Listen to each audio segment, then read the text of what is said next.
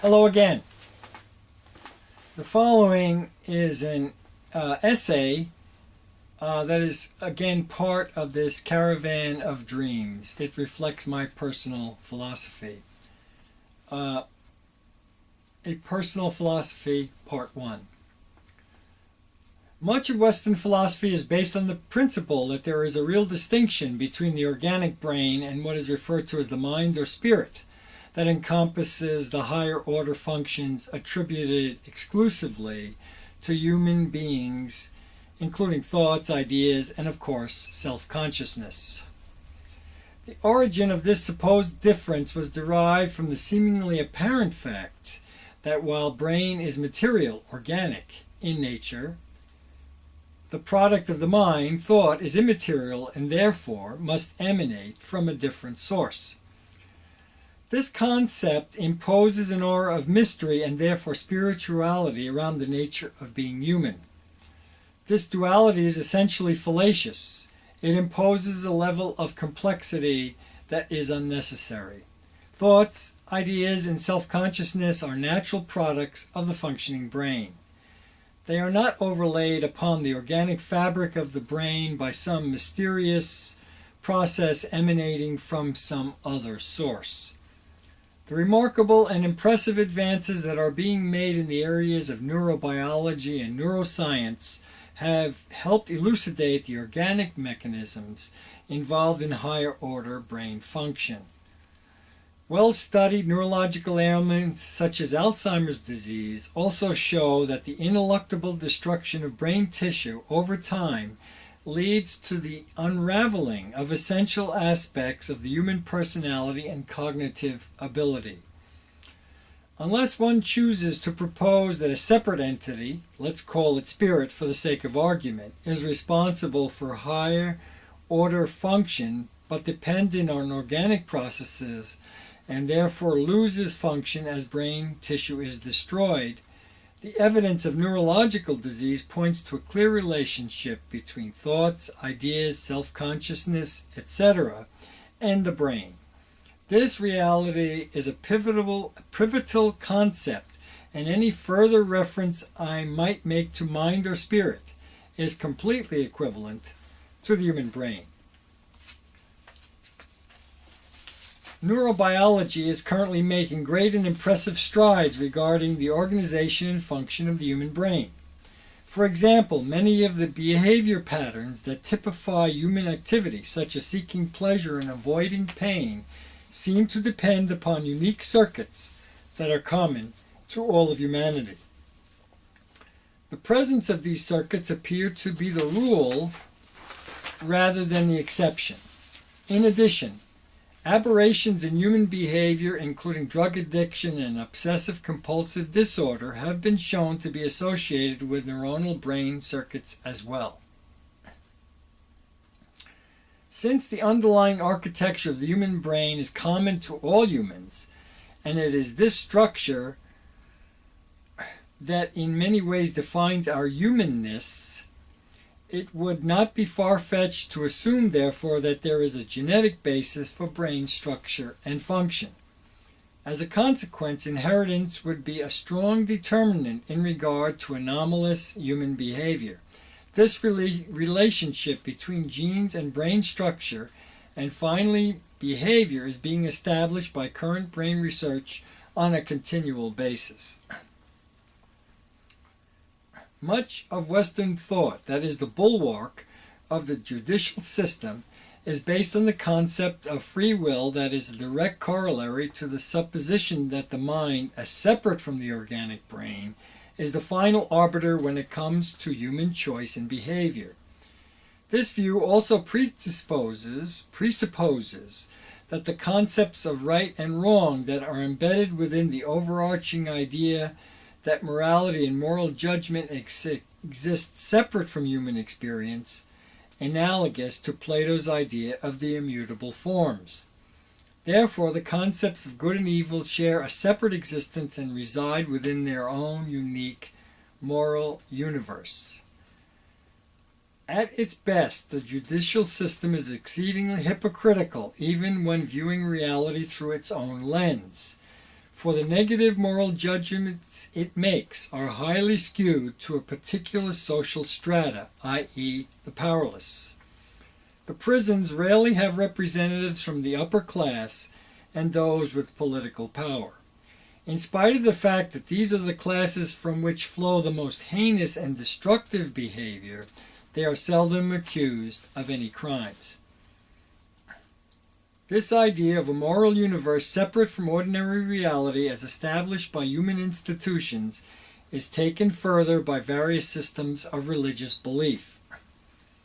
According to the beliefs originating from many religions, the source of this moral universe is God. In addition, from this deity, judgments, often severe, are imposed upon individuals dependent upon the degree to which they have acted contrary to his or her laws. Within the mythology of the Catholic Church, for example, the judgments stemming from God can be so severe that those who do evil without the opportunity for repentance are destined to spend an eternity in the supposed afterlife in the inexhaustible fires of hell. The list of sins that fit this category is extensive. To consider such beliefs as anything but mythology is to deny reality at its core. I maintain that the concepts of morality, of good and evil, are valid but only within the context of the human experience and exist as an integral part of the neuronal structure of the human brain. The desire for harmony and peace is a natural component of this architecture, as well as the tendency to treat those who lie outside the boundaries of the local tribe or community with distrust, fear, and suspicion. A natural product of the former is what we regard as civilization, and aggression and its corollary war are the products of the latter. Both these tendencies reside within the realm of human behavior and are a direct result of millions of years of human evolution. Part 2. I propose that the concept of the brain as being at the epicenter of the human experience is the foundation of my philosophical worldview. In order to clarify this further, I would like to delineate the various functions that establish this organ as central to my philosophy. The brain, as the central organ of the nervous system, resides within a bony skull and has little or no direct connection with the world external to it. All the data that it receives and processes regarding the external world is delivered to it via the neuronal pathways that come from the senses. From birth, these data are collected, certain portions of the information are stored, and from these the individual begins to shape conclusions regarding the nature of the external environment. Even at birth, however, the brain is not a blank slate. Circuits essential for survival have already been established. These include pathways for pleasure-pain, as we have previously discussed, and language, to name two examples. In addition, the organizational architecture of the human brain, crafted through the long process of evolution, is evident from the beginning of life of the individual. I will begin by identifying brain functions into two realms: the internal world of the body and the external world through which individual humans communicate and interact with each other and with the natural world. It should be kept in mind that these are artificial distinctions established for the purpose of discussion. Internal. Internally, the brain functions as the control center for many essential processes that allow the body to function as an integrated whole. It accomplishes this through a number of diverse mechanisms. Residing near the base of the brain is what is referred to as the pituitary gland. This gland functions as the control center for many of the hormonal processes that establish and maintain homeostasis throughout the organism. In addition, the so-called lower brain maintains such key life-giving functions as heart rhythm, breathing, blood pressure, human sexuality, procreation, childbirth, etc., through both the involuntary autonomic and peripheral nervous systems. These are just some of the complex mechanisms that the brain monitors and controls in order to sustain a viable organism. External. Of course, humans are essentially social and gregarious creatures. We tend to thrive within communities of other individuals. The complex interplay between individuals that is required for successful living and the ongoing preservation of the species requires a unique set of functions presided over by the functioning brain. These capabilities have been crafted over millions of years during the evolutionary development of the species. Foremost among these is the ability to communicate effectively between members of the human community. Language, of course, is the key component in this regard. The brain is organized into two discrete sections of the neuronal architecture, each with a specialized function. One area controls the mechanics of speech, and the other processes what is heard. Discoveries made within the discipline of linguistics have clearly established that at birth, individuals have the ability to recognize and utilize certain basic sounds that are universal to all known languages. It is these sounds that are perfected to coincide with the language that the newborn actually hears during the early stages of development. Another area of immense importance within the human social environment is that of processing incoming sensory data and storing this data in both short and long-term memory. This is essential for learning and moving effectively through the human world. So-called higher order brain activity presides over these functions. Traumatic brain injury and neurological degenerative diseases such as Alzheimer's that impact short-term memory seriously compromise the quality of life of the individual so afflicted. For humans, the ability to act upon the external environment and to react to situations and events that reflect individual experience requires many attributes, including the capacity for emotional responses and the ability to arrive at reasoned judgments. The former is the product of the lower brain, the unique area of the brain responsible for emotional responses is the limbic system, and the latter is a product of the activity of the cerebral cortex and the frontal lobes. Damages to these areas of the brain produces predictable outcomes in terms of human behavior. Finally, this marvelous organ is the source of our thoughts, our ideas, our dreams, and most importantly, our self-consciousness. The human brain has the unique capacity to examine its own activity, to quite literally observe its reactions to its environment, and to draw its own conclusions from these observations. It is this extraordinary capability that allows each individual to identify him or herself as being distinctively different from everything and everyone else. This remarkable attribute can be regarded as representing the essence of mind or spirit, yet its source is not external to the brain, but rather a fundamental aspect of it.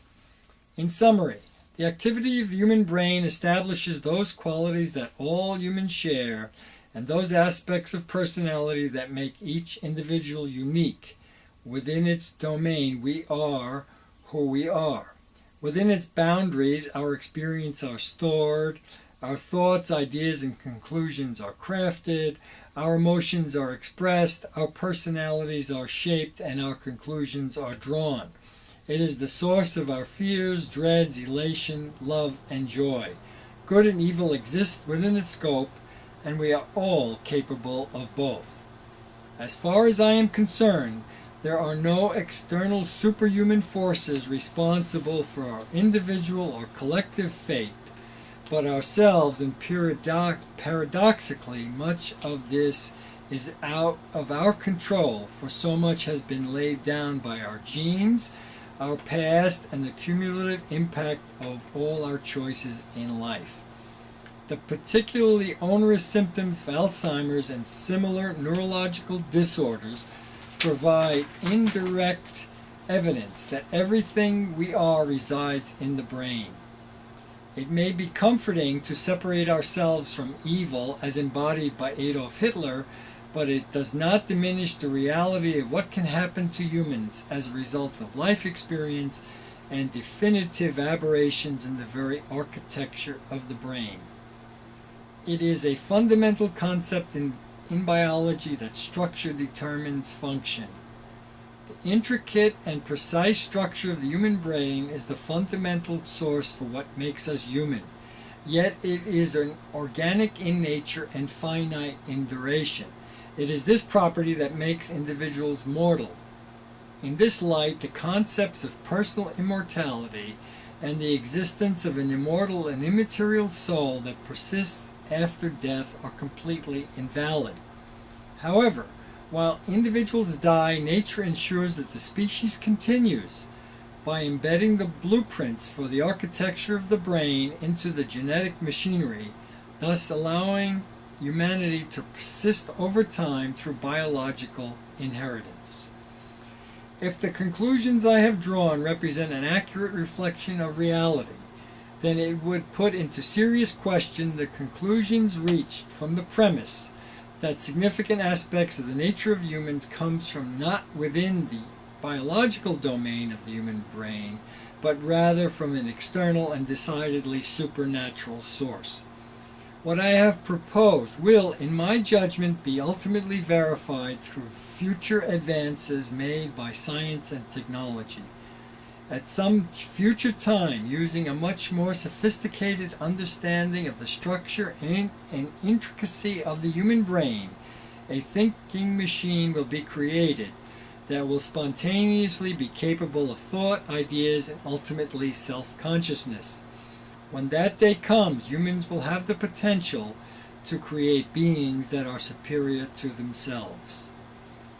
The more immediate implications of this perspective is that humanity must take full responsibility of the mess it has created on this planet, not only in relation to the unnecessary suffering of so many as a result of its politics, but also in regard to the damage that has been foisted on the natural world upon which we all depend. There are in fact no gods or devils involved in determining humanity's future. It is humans that are ultimately accountable for what transpires as a result of collective human behavior. The force of biological evolution has crafted the human brain that has sustained the species up until the present time, but it is not perfect. An examination of human history, an individual personal examination, makes this abundantly clear. However, it is this marvelous ability to critically examine ourselves that may represent our potential for redirecting our efforts to ultimately create a universal climate of peace in which all humanity can thrive. The end. Thank you.